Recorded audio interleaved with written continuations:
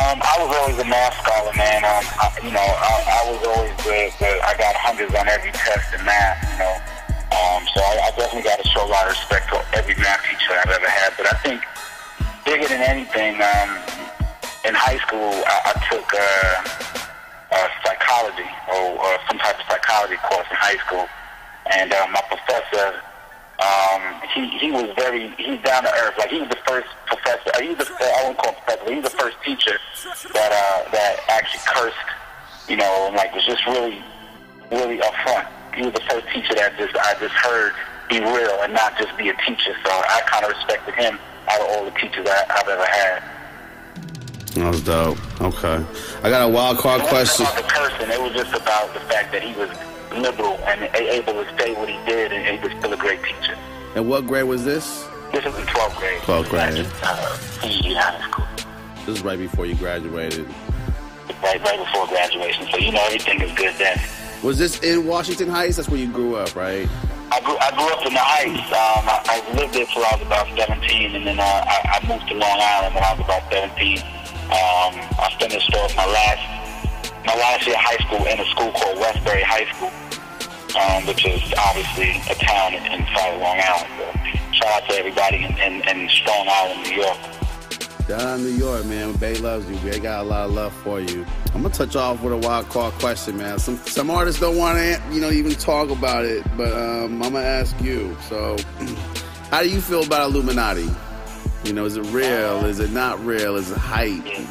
I mean, obviously, people gonna say what they say as far as why certain things happen. And I read a book once. I think Jay-Z actually wrote the book, and he made a quote.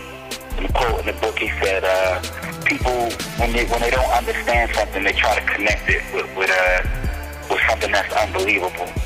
And especially when it comes to success in our community. So, like, prime example, you grew up in a hip hop community or urban community per se, and the minute somebody makes it, it's not because of talent, it's not because of hard work, it has to be because of something else.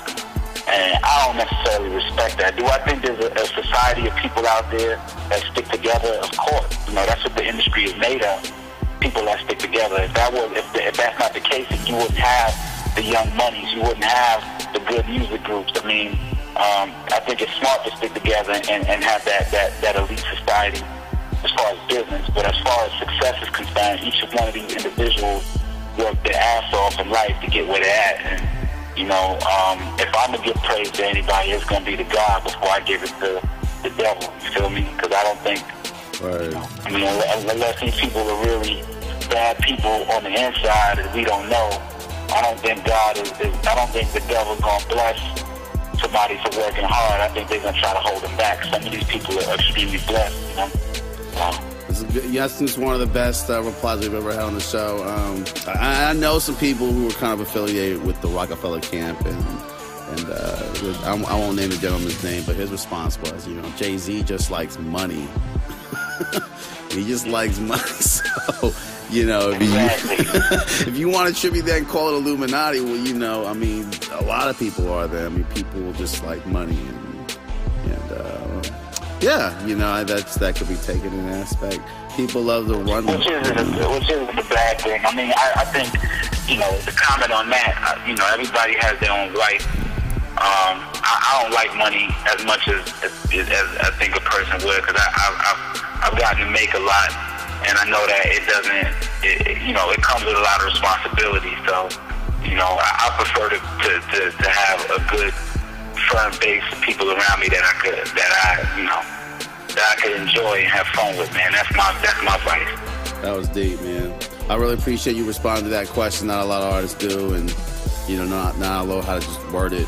I appreciate you just calling in. I know you busy. We try to bring you back in the Bay, man, but until then, we really respect what you're doing out there. How can we all keep up with you for the people that don't have your Twitter information right now? How can they get in contact with MIMS? Well, I mean, obviously, there's every way under the sun when it comes to social networking. If you got a Facebook, if you got a Twitter, hit me up at MIMS Life.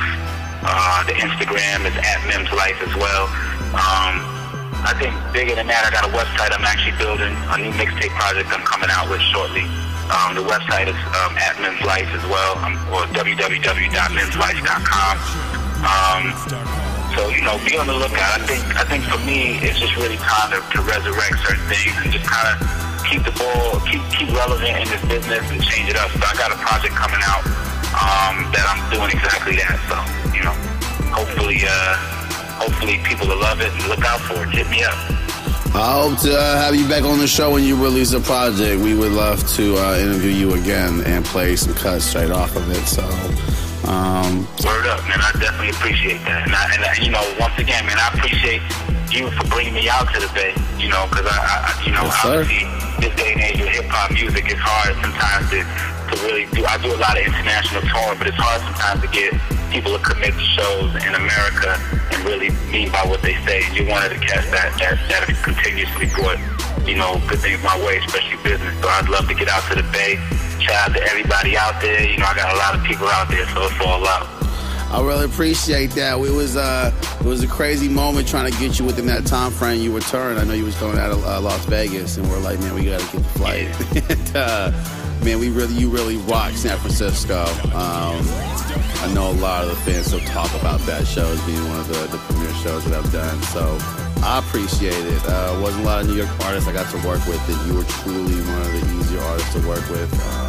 It was a dream. So, you know, someone that's really level-headed and grounded, you want to support people like this. And the Bay supports you, man. The Bay supports you. So thank you. Thank you for having you on the show. Thank you, Manager Eric. You guys have a dope team out there.